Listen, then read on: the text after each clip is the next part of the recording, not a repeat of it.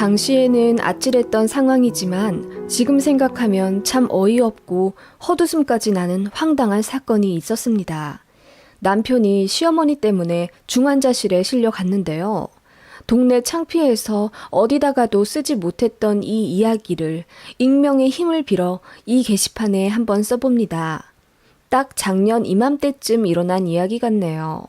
저희 시어머니는 아들 사랑이 아주 대단하십니다. 저희 남편이 장남인데다 지역적인 분위기가 있어서 남아 선호 사상도 정말 심합니다. 어머님은 세상에서 제일 잘나고 소중한 존재가 본인의 아들이라고 생각하시고 시누이들과 평생을 차별하며 저희 남편을 키워왔습니다. 그런 환경임에도 불구하고 그런 배경이 너무 지겹고 고리타분하다고 생각했던 건지 남편은 시어머니의 아들 타령을 정말 싫어했어요. 그래서 더 독립적으로 자라며 본인 여동생들에게 그 사랑을 나눠주던 마음 따뜻한 사람입니다. 시어머니가 그러시더라고요. 난 딸들 입에 들어가는 밥 한 톨이 아까워. 전부 우리 아들 입에 들어갈 것들인데 저것들이 뺏어 먹는 것 같다니까 아주. 어머, 어머님, 다 똑같은 소중한 자식인데 어떻게 그렇게 말씀하세요? 어머님이 낳으신 딸들이잖아요. 그러게 말이다. 내 배 아파서 낳은 내 자식들인데 난 왜 그렇게 딸들이 미운지 몰라. 그저 우리 아들이 최고지. 그런 식으로 대놓고 아들 사랑을 표현하시는 시어머니 때문에 시누이들은 일찌감치 질리고 질려 20살 되자마자 독립하고 연 끊다시피 하며 살았대요. 엄마라고 다 같은 엄마가 아니니 시누이들도 애초에 엄마의 사랑을 포기한 불쌍한 딸들이죠. 그래도 오빠인 제 남편이랑은 아주 사이가 좋고 저도 그런 시누이들이 불쌍하고 딱해서 잘해주었습니다. 그래서 시누들도 저를 따르고 큰언니 대우를 해줘요. 저도 그런 시누들이 마냥 예쁘기만 하고요.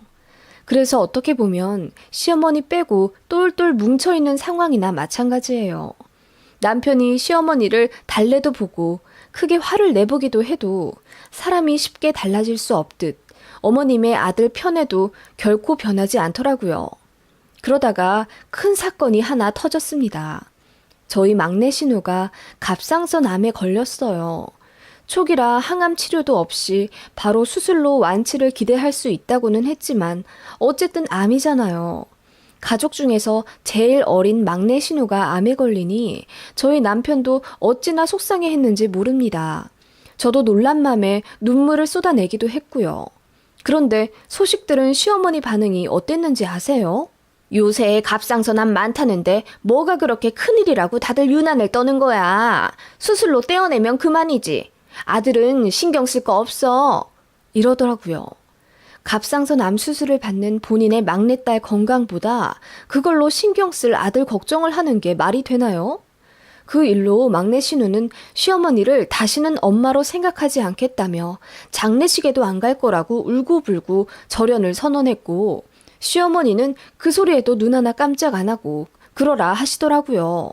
정말 대단하신 분입니다. 그 일로 남편 역시 본인 어머니에게 크나큰 실망을 했고 세상에 아들만 보이는 듯한 어머니의 태도에 너무너무 질린 나머지 연락을 끊더라고요. 그제야 울고불고 시어머니가 난리가 나셨습니다. 내가 다신 안 그러마. 그래, 네 말대로 딸들도 살펴보고 그러마. 알았다, 알았어. 하시며 미안하다고 비시더군요. 남편이 조건을 하나 더 내밀었습니다. 이 사람 우리 와이프한테도 그만 좀 구박하셔요. 엄마도 며느리 입장이었잖아. 그런데 어떻게 그래? 내 와이프는 내 종노릇 하려고 결혼한 게 아니라 내 배우자야. 서로 사랑해서 한 결혼이고 나도 와이프를 보호하고 챙겨야 할 의무가 있어. 그러니까 제발 우리 와이프한테 나 챙기라고 간섭 좀 하지 마. 엄마, 그거 다 이혼 사유야. 아들 인생 더 망치기 싫으면 그만하시라고요. 알았다, 알았어. 내가 이제 조심하마.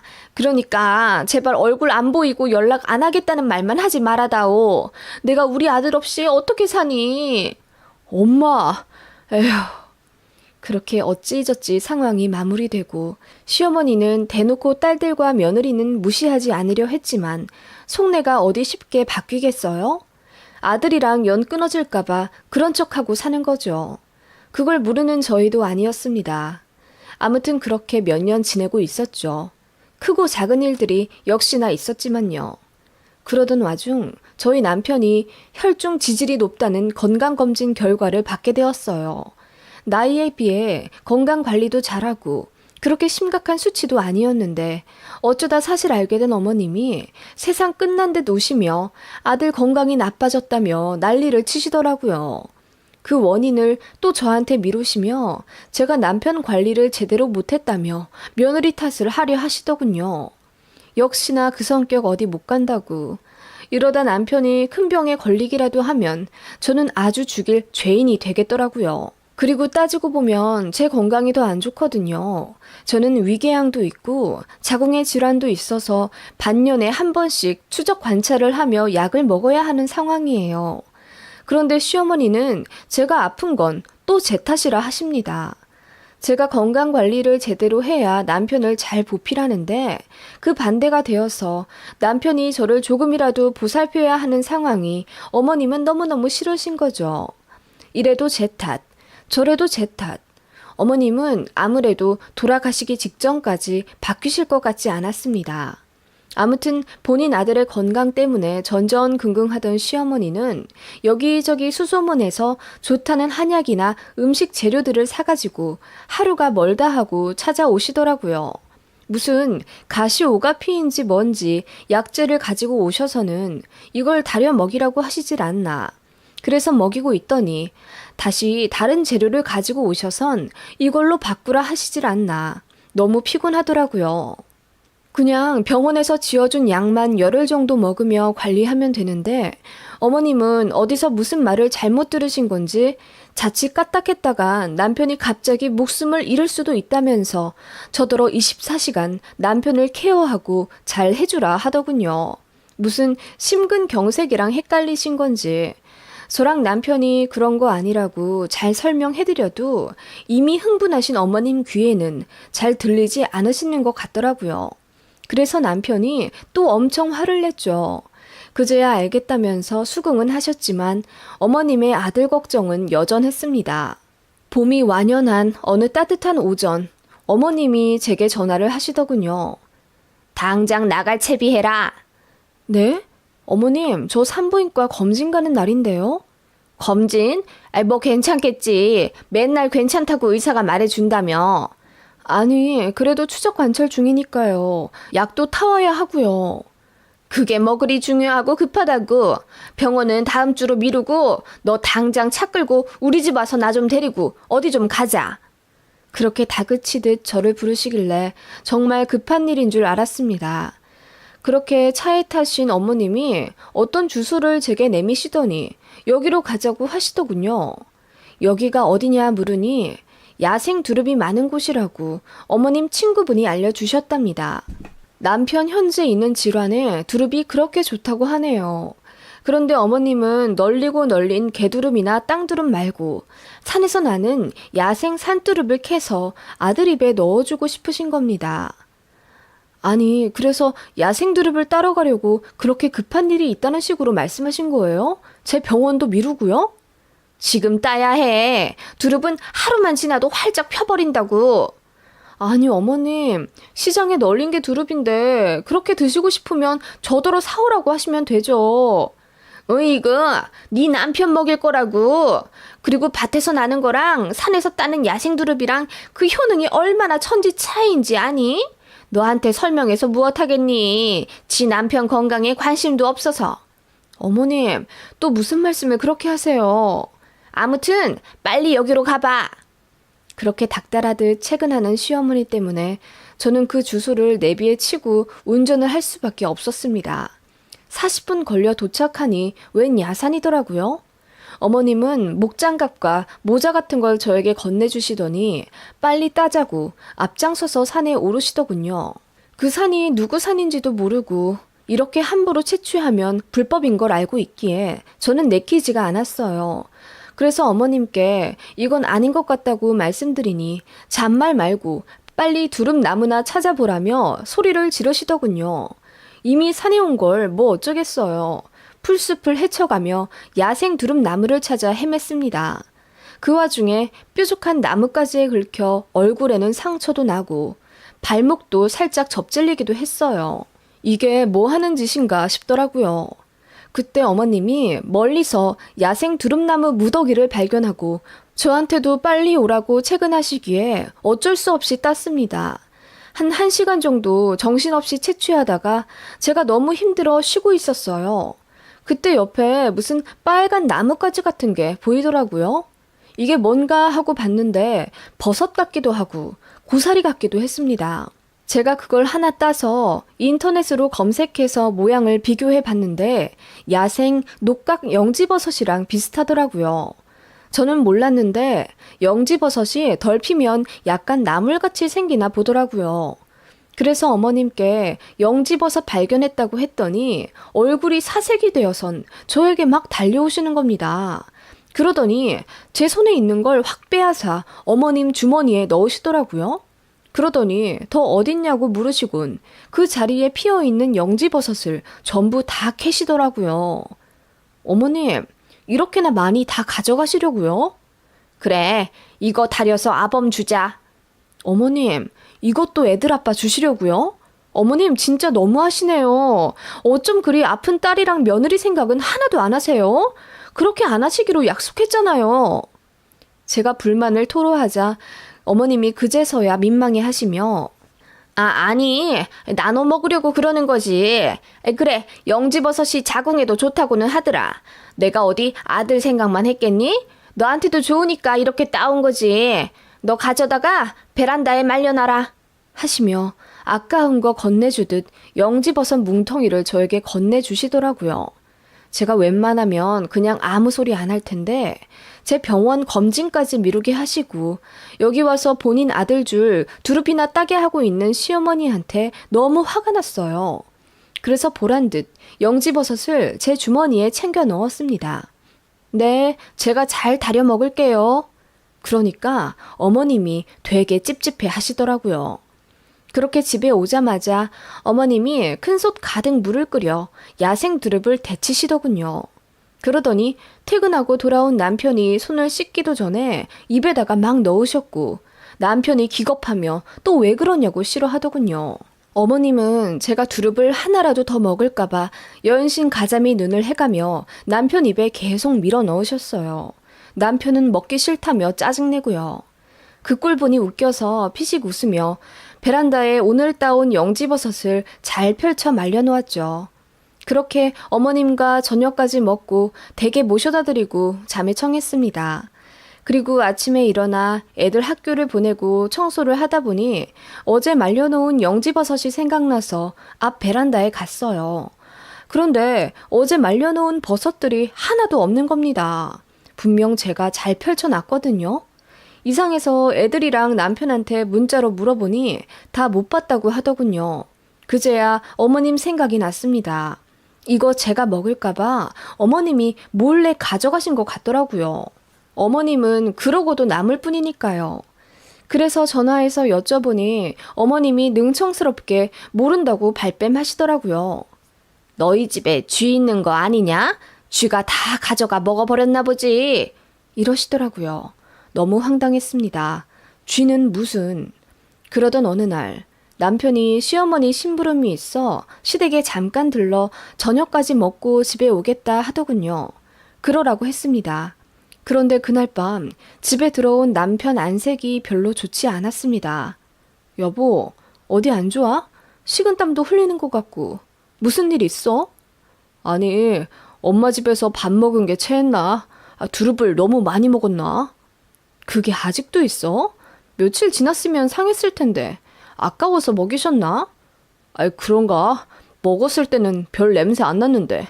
아무튼 속도 안 좋고 어지러워서 나 좀 일찍 누울게 하더니 남편이 쓰러지듯 자더라고요. 그렇게 다음날 애들이 등교를 하고 남편 출근 시간이 되었는데도 일어나지 않았습니다. 여보, 일어나. 출근해야지. 하고 남편을 깨우는데 온몸이 차갑게 식어 있고 식은땀에 이불이 젖을 정도였습니다. 보니까 안색도 하얗게 질려 있길래 저는 정말 남편이 죽은 줄 알았습니다. 엉엉 울며 119를 불러 바로 대학병원 응급실로 갔습니다. 가서 바이탈 측정하고 피 검사하고 CT 찍고 우왕좌왕 난리가 났어요. 그런데 의사가 검사 결과 수치를 보고 급성 백혈병 증상 같다며 정밀 검사를 해봐야 한다는 거예요. 그 말에 하늘이 무너지는 듯한 느낌을 받았습니다.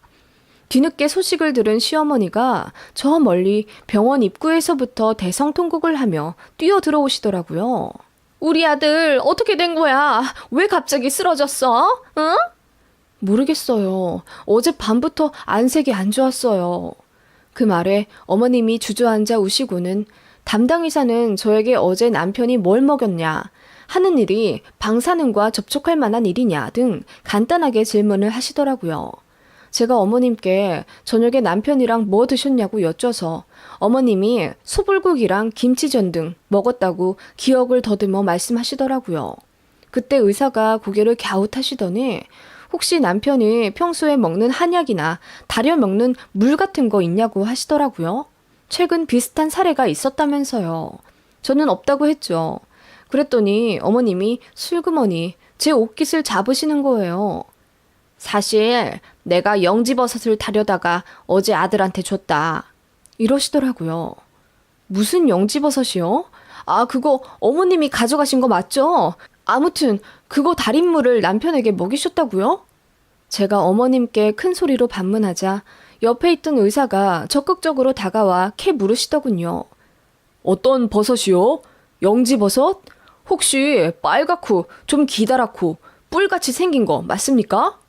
이러시길래 제가 산에서 본 그 버섯 찍은 사진을 의사에게 보여드렸어요. 그랬더니 한숨을 쉬시며 최근 이런 사례가 또 있었다는 거예요. 무슨 말이냐고 여쭙자 이거 영지버섯 아니에요. 붉은 사슴뿔 버섯이라고 맹독 갖고 있는 거예요. 독버섯을 먹이신 거라고요. 그 말에 어머님이 혼절하듯 주저앉으시더라고요. 저는 어머님을 붙잡고 얼마나 먹이셨냐고 여쭙죠. 그랬더니 한 줌 쥐어서 큰 솥에 한가득 우려낸 걸 냉장고에 넣었다가 남편 주셨다더라고요. 그런데 남편이 맛이 이상하다면서 한 모금만 먹고 정수기 물만 먹었다 하더라고요. 어머님은 그런 남편이 안타까워서 2리터짜리 빈 생수병에 그 영지버섯 달인물을 한가득 넣어 남편 트렁크에 넣어주셨다고 하네요. 회사 가서 먹으라고요. 결과적으로 남편은 한 모금 겨우 먹은 거예요. 그런데도 맹독성을 가지고 있는 버섯이다 보니 남편에게 바로 증상이 나온 겁니다. 남편은 혈액 수치가 비정상적으로 낮게 나오고 정신도 잃은 상태로 중환자실에 실려갔고 그렇게 2주 정도 의식을 잃은 채 치료를 받았습니다. 중간중간 바이탈이 낮아져 진짜 몇 번이나 초상 치를 뻔했어요. 그 바람에 어머님도 몇 번이나 기절하시다시피 우셨고요. 남편이 다시 깨어났을 때는 온몸의 피부가 거의 벗겨져 있었고 눈도 잘 안 보인다고 하더라고요. 병원장까지 내려와 살펴보시더라고요. 그래도 일시적인 증상이었는지 한 달 정도 그렇게 병원에서 치료받으니 거의 회복이 되긴 했지만 각종 약물 부작용으로 간 수치가 급상승해서 남편의 입원 기간도 길어졌습니다. 결과적으로 남편은 6개월 정도 병원 신세를 지게 된 거예요. 그렇게 퇴원했지만 몸이 완전히 축나서 남편은 회사에 휴직계도 내고 집에서 쉬게 되었어요. 저희 시어머니는 아들한테 미안해서 죽고 싶다고 엉엉 우시더라고요. 며느리가 혹시라도 몸에 좋은 거 먹을까봐 몰래 가져온 그 버섯이 독버섯일 줄 누가 알았겠어요. 그리고 그 결과 내 소중한 아들한테 치명적이었다는 사실에 어머님은 죄책감을 크게 느끼셨습니다. 남편이 뒤늦게 알고 어머님한테 엄청 화내더군요. 어머님은 결국 고개를 들지 못하셨습니다. 어머님의 어긋난 아들 사랑이 결국 아들을 해치게 된 결과를 낳은 거예요. 까딱하면 제가 그리고 저희 아이들까지 죽을 뻔한 끔찍한 사건이었지만 어머님 때문에 일이 이렇게 되었네요. 어머님은 마침내 본인이 잘못 살아서 아들이 죽을 뻔했다고 지난날이 죄스럽다며 반성하시더라고요. 저희 남편은 그렇게 1년 정도 잘 요양하고 운동도 하며 건강을 회복했습니다. 머리카락이 많이 빠져서 듬성듬성하긴 하지만 이렇게 살아 숨쉬고 걷는 것만으로도 저는 하늘에 감사합니다. 저희 시어머니는 그날 이후 완전히 다른 사람이 되어선 모진 말씀도 안 하시고 딸들도 잘 챙기시더라고요. 물론 저한테도 많이 미안해 하셨고요. 본인 잘못으로 제가 한순간에 과부될지도 모르는 아찔한 순간이었잖아요. 저도 어머님이 너무나 미웠지만 어떻게 보면 저희 아이들이 먹지 않아서 다행이라고 생각하고 있어요. 그리고 어머님이 드디어 본인 잘못을 인정하고 반성하셔서 신우들이 조금은 행복해진 것 같아서 보기 좋더라고요. 그런데 저는 어머님도 참 어머님답다 싶은 게 어떻게 그 버섯 달인물을 한 모금도 안 드셨을까요? 저라면 한 컵 정도는 먹었을 것 같거든요. 그런데 어머님은 당신 입에 들어가는 그 한 모금마저 아까워 모두 소중한 아들에게 내어주시려 했던 거예요. 어머님께 아들이란 존재는 대체 어떤 걸까요? 아무튼 정말 아찔했던 순간이었습니다. 여러분들도 항상 조심하세요.